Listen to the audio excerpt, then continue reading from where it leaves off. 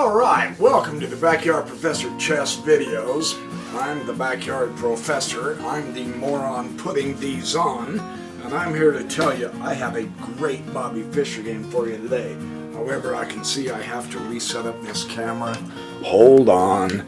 I know I can edit this out, but then you wouldn't see me being a silly dunderhead. And everyone likes to see the Backyard Professor as a dunderhead. So just be patient for a minute while I dunder and blunder. Come on. Oh, talk about a moron. Oh, there we go. Oh, look at that. I ask you humbly, is greatness in your presence? Whatever. No, greatness is not in your presence.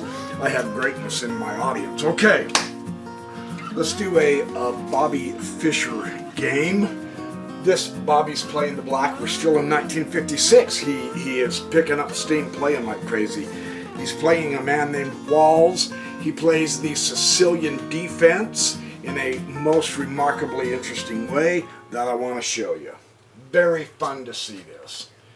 E4, C5. I noticed in my last video I was rocking back and forth like I was an old grandpa in a rocking chair. I will try hard not to do that. I notice I stick my finger in my ear and clean my ear out. I've got an itch right there on the inside of my ear that drives me nuts. I stroke my beard. I don't know what other stupid habits I have. At least I don't fart every 1 minute, right? All right, you could call me an old fart. No, let's not do that. Let's get serious here. Okay. Knight c3, here we go. Knight c6. And g3, they're both going to fianchetto on the king side. We will get the bishops in action because of this maneuver. d3, nice center. d6, nice center. f4, expanding, gaining extra space. Just keep that in mind because I want you to see how this affects the game through the time. I may not remember to remind you again about it, so I'm reminding you now to remember for later. Just notice the extra space of white here. I'm just saying. E6, knight f3. So we're getting a good strong development. Everything is going very nice, smooth. Nobody is pulling each other's hair out yet. However, we're about to begin into the delicious fireworks that this game brings. Rook b8. There's a signal for you, yeah? e5. There's a signal for you, yeah? What the? And now, knight f5. Target. Bishop. Pawn. Yeah, I know the pawn's covered. I'm just showing you where the influence of this knight is. Notice his pawn is here. His knight is here at d4. And now his other knight is at d4. So d4 looks to be a potential possible real good square for Fischer, yes? I like to say this out loud during Bobby Fischer's games because when I'm playing you guys and you're completely trouncing me, helping me get ready for my tournament this coming up April in a year from now, thank you so much for trouncing me. I never thought I'd live to see the day where I thanked people for pounding me into dust, but it's great training. So I'm trying to do this to remind myself when I'm playing you guys what pieces and pawns point at what square, and I have to begin using that better. I found a new online friend that I'm playing chess with, Crypto-Knight69, and he just absolutely destroys me. He's beat me like 16 straight games, just wiping the board with me. But I have come back and beat him a couple times. Yeah, he might be playing a little weaker to help me train and get to see tactics and all, but his tactics are phenomenal, so thank you, Crypto Knight. On all of you, Escobar Camilo, I hope I pronounced that right, Shakespeare, of course, Boris Ospassky, of course, Junie, my team captain in our club. I love you, man. You're awesome. Everyone, all of you. Username, I need to start playing you correspondence. I heard Shakespeare told me you play correspondence, so I'm going to start challenging you to correspondence. 3 days, casual, if you don't mind going casual. We'll go rated, but I'd hate to destroy your rating. Whatever. Backyard Professor dreaming again. So, anyway, E5. Thank you for all your help and love and support and beating me in chess. I love all of you. Everyone, Vampire Toza. We're playing a great game right now. Awesome. And then knight f5. Now, here, he puts the bishop at f2. The question is, who's attacking, who's defending? It seems more like they're just getting their position ready, doesn't it? But white seems to act like he's going on defense. Now, when I play Phoenix in rapid and blitz games, and I'm sorry I declined you today, Phoenix, forgive me, I'll get playing with you more. He's asked me before, why are you so aggressive all the time? So white here may be shoring up his defense even better. Neither king is in any kind of danger, so it looks to be like a real good, tough game, right? Bobby goes b6. Bumping up, giving support to the c pawn. Bishop takes. Bishop? Bishop? No, I mean, E, sorry. I was going to say, that's not a bishop, that's a pawn. E takes d6. So, first blood is drawn. Queen takes d6. So this begins to change the structure and nature of the center. And neither one of them are giving an inch. It looks to be a pretty firm center with both players. White hits the queen as a target, brings his knight to a better central location, a decent outpost. No, not a permanent one, but at this point, Fischer can't change that knight off that outpost, so that's a great middle game outpost for now, right? You see that? He's got a great pawn structure supporting him. This pawn is never going to get up here for a few moves. There is no pawn here to chase that knight off. So that's not a bad maneuver. Yeah? Well, Fischer goes to c7 with the queen. Yeah. c3.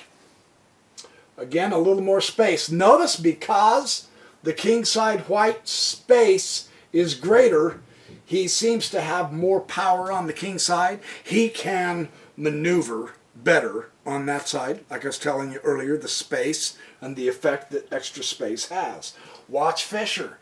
Bishop a6, keeping an eye on the d3 pawn and potentially hitting that rook if that d3 pawn has to move.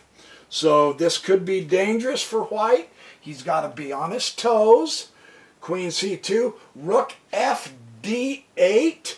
Let's adjust and hit what? That same pawn I was just telling you about that the bishop is eyeing, that the rook is on the other end of that bishop stab. Now he's hitting that pawn again. Just look how the pieces cooperate and coordinate, right? This is really cool.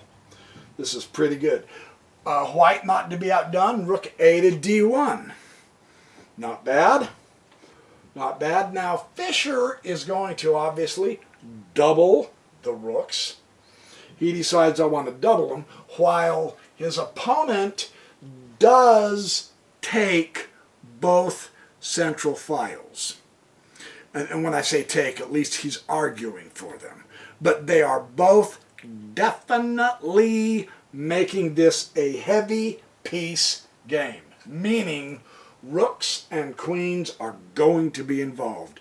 Don't forget Bishop's a6 or Fischer's a6 bishop. True, the rook has now moved, but that doesn't lessen the influence of that diagonal. I'm just pointing items out for you to keep an eye on. And now g4. It wasn't a question. It was a question mark and an exclamation point, which in the chess nomenclature of symbolism means an interesting move. g4. Hitting a target, Look, the knight is pretty tough there. It's well placed. The black knight, right? Another outpost. But it's not permanent. Well, white says, okay, well, I'm going to make you get rid of that knight. However, the comment is, at this point, because of the nature of the setup, bishop f1 is what was called for. Just to let you know. Those of you who want to try to tinker with some variations and work some things out, you're more than welcome to. I'm just letting you know what the notes say. White is expanding the kingside pawns. True, at this point he has a lot of pieces in that territory around the king, so it's not like the king is threatened, but the game's not over yet. So is he prematurely expanding the pawn cover? That's what we're going to watch. That is what we're going to keep our eye open for. And Fischer drops his knight to e7. And again, there's a question mark and an exclamation point, which means in the chess literature of symbolism, means that's an interesting move too. However, the better move, he is saying, is knight h6, because you can hit 4 and you can eventually hit d3 too by going here instead of here. So we will see what happens. Bishop to g3. So the setup that the comment said would have been more effective is here. And you can see why f1, because he's offsetting, he's supporting the pawn. That's a pretty important central pawn, part of the outpost. It is the outpost for this knight. So you can see why white is piling up the support while black is hitting it. But you can see the setup a little bit different here, as opposed what it could have been, as opposed to what it is now. The shift of influence is over here now. I'm just pointing out obvious stuff, because that is my job as the video maker of these videos, is to commentate. So I am commentating. Yeah, I wish you'd just shut up and show the game and quit commentating, but comment when you need to. Now Fischer pulls the trigger and takes that important central pawn. That is an anchor point, perhaps, a lynch pin to white's position. Is this going to be worth exchanging a bishop for that pawn? Let's keep watching. And the comment said no. Wrong. The idea isn't wrong. The timing was a little bit off by Fischer. Better would have been the rook taking that. And then get your queen over to d7. That's the setup that Bobby... remember, he's a 13-year-old kid, okay? He's doing sensational, vastly superior to anything I will ever do in my entire lifetime when it comes to chess, but we're having fun. But he did take it with the bishop. It was important enough that it was a target to eliminate, which opens up the file where Bobby's rooks are, as opposed to the single rook of white. So the fight for the file begins, which means there's going to be attack and a counterattack in this game. Nice. Okay, so we're in for some excitement. And rook does take d3. He takes the bishop. Yes, he's going to be down the exchange. At this point, though, get rid of that bishop. One is hitting the queen, of course. And the queen, you know, I mean, you don't want to scurry the queen back down to here because the bishop was threatening the queen. You're better off keeping her up and just lose the exchange at this point.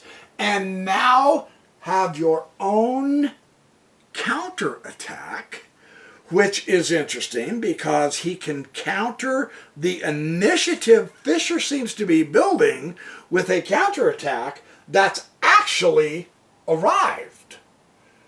So white is not behind. He actually is getting the attack onto the king's side. So this is interesting. Bobby goes knight e5, and there was a question mark.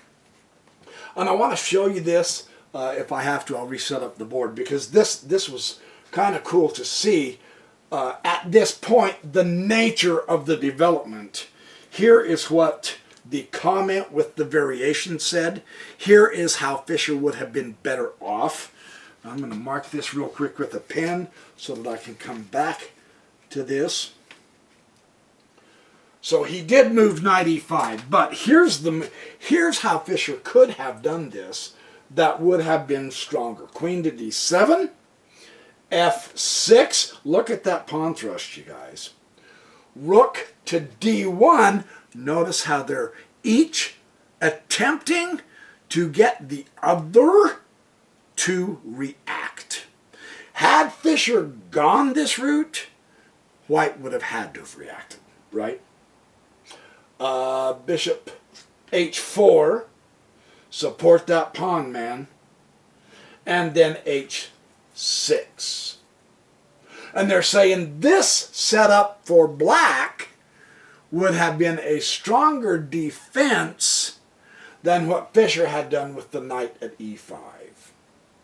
That's kind of fun to see. Hang on, and I'll set this back up to the earlier position, and I'll keep on trucking. In the meantime, remember, it's a potty and popcorn break. Go get your popcorn. We're getting into the thick of this thing. I am so not kidding. It's a great game. So we are at the point where Fischer put the knight to e5. His opponent went ahead and pressed f6, so the attack against the king is on. Here we go. How do you respond to this attack? Now look at that pawn fork, will you? Nice. Against the bishop and the knight. Does Fischer freak out? No, he really doesn't. Cool-headed 13-year-old goes ahead and exchanges the knight. Takes one of the kingside defenders out of the battle. Check. He does it with tempo. So the bishop takes the knight. Yeah. And now Fischer puts together the power play. Now he's getting queen d7, and let's get this puppy going. He's got the lane to his opponent, and he owns that. The only open file, and Fischer makes sure he will own it for the rest of the game. Great lesson for us. Yeah. Well, the pawn went ahead and took the knight as opposed to the bishop, which is kind of interesting. Fischer retook the pawn. He doesn't need to... he wants his rook. Notice the pawn was threatening the rook. You don't move the rook in front of the pawn. Just take the pawn. He wants those rooks to stay connected in the only open file in this game. Fischer never wants to relinquish it. Watch the effect that that has. And now bishop to g2 comes back down. He's making sure nothing can approach his king, isn't he? His king is exquisitely well guarded. Both bishops make great guardians with your rook on your own first rank. Covering that way. And the queen covering the second rank. That's pretty good defense. And now Fischer puts the queen back on the file to d7. He wants this to be his attacking lane. This is how Fischer will attack his opponent. Now he pushes g5. Very interesting. And rook now comes to g1, blam, on the 8th rank, which is white's first rank. This is where Fischer has taken the battle. Really powerful move. Well, the king, now understand, the king moving to f1, he is attempting to keep things guarded because he knows now I'm on defense. This is pure offense, so I have to get to defense, right? Notice how Fischer, at this point, there is no threat with tempo against any major piece, the king or the queen or anything, any of the rooks of Fischer's. The opponent got his king one step closer to the center, so Fischer takes the moment to put his king one step closer to the center in case this thing goes into the endgame. Kind of interesting, huh? He doesn't want to leave his king out of this. Now watch. White goes to e2. Why? What is the big deal with the king? In this particular instance, here's the big deal. Fischer is absolutely attacking. No question. The entry point of the attack must be guarded as well as the attacking power that Fischer has mustered at that entry point. The entry point is d1. The rook is guarding it, the queen is hitting it, and now the king is also, because all of Fischer's heavy pieces are lined up to get here or here to get to the king. That's why it makes sense, those last two king moves. Kind of cool to see that. Rook will take e1 check. And the king does retake, yes. The entry point is still d1 or d2, however, with the remaining queen and rook of Fischer. You have to understand that. Here, though, Fischer is overplaying it. The comment in the book, this is the question mark. The comment in the book is it's too risky. He would be far better just to kind of hang tight. At this point, a response such as King G8, make a calm waiting move rather than risking, because now, see, the queen becomes a target, right? Or can be. And then his opponent goes B3, and no, that's the wrong move. Really silly. And now bishop E5, and Fischer gets the first exclamation point in the normal chess nomenclature in the literature. The exclamation point means good move. Just in case you didn't know it. So this is a good move. Now, the response is what Fischer was hoping for. Technically, there's not much else White can do either. Kind of a forced exchange, yeah? However, this has a drastic effect. And of course, Fischer is glad to exchange. He still does have the file, but he's glad to swap the dark squared bishop because now the dark squares in White's camp become really weak. And there's no bishop. True, the queen is here, but she can't take care of the dark squares and do everything else she's going to have to watch out for. She has to stay close to this file to guard her king, right? That makes sense. So Fischer is gaining some momentum here. Bishop f3 is kind of interesting. However, h6, this decisively undermines White's pawn structure, is the comment. So this is, now Fischer is putting two and two together, and he is getting an initiative. All of his pawn structure is really nice on both sides. His centralized queen is the prominent piece in the game, yeah? And his rook on the open file is superb, right? And so Fischer is in good shape here. Even though he's a piece down, Fischer has the winning position here. Isn't that interesting? So let's see what happens. He bumps up to h4. He's going to try to keep his pawn structure. And now queen f4. And there's the second exclamation point, which in the chess literature and nomenclature of the symbolism means jolly good show, chap. You bloody bloke. You made a great move there. Yeah, well, yeah. All right, that's enough imitation. Yeah, whatever. That was positively horrible. Horrible, I tell you. Queen to f4. Yeah, he's got to come to this side. This is worrying white. And the fabulous look. All three of the remaining pieces of white is literally trying to engulf that queen. Don't underestimate the power of the queen, right?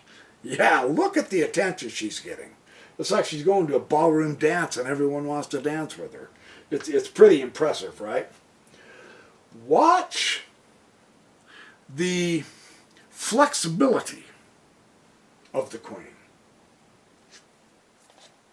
Check. Not bad.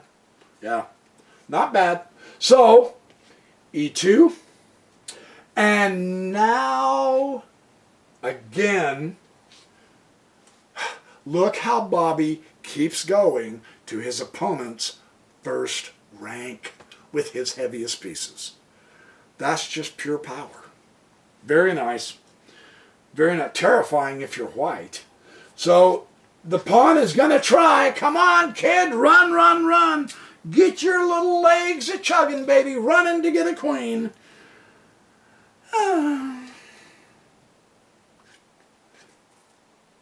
Target. Fischer pulls his pawn up and hits the knight. Wow. Very nice. He goes h5. He doesn't care about his knight. He's got to get his pawns in. Fischer goes e5. Now bishop g2. And queen to c2. Check. Oh boy. King comes to f3.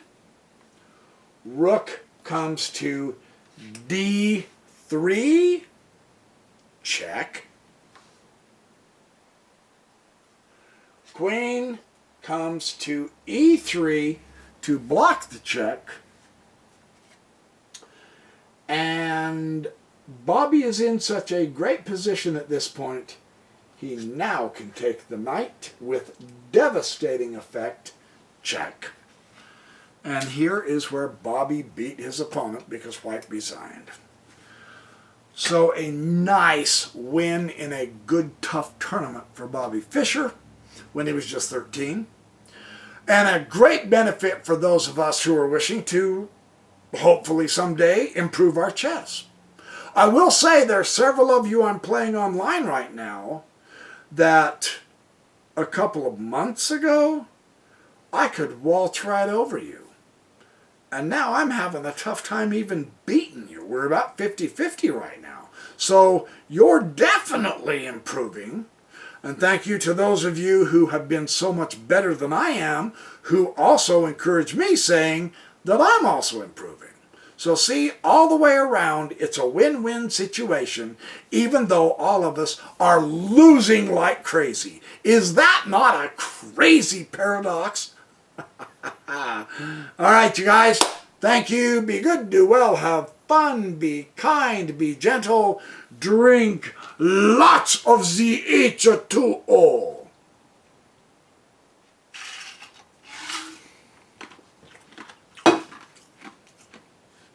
Don't stay up too late unless you're playing chess online. No, I'm teasing. Don't stay up too late anyway. And in the meantime, I will see you guys in the next Backyard Professor test video. Another great Bobby Fischer game coming up. It will astound you. He was versatile at age 13. There's no question about that. Pretty impressive stuff.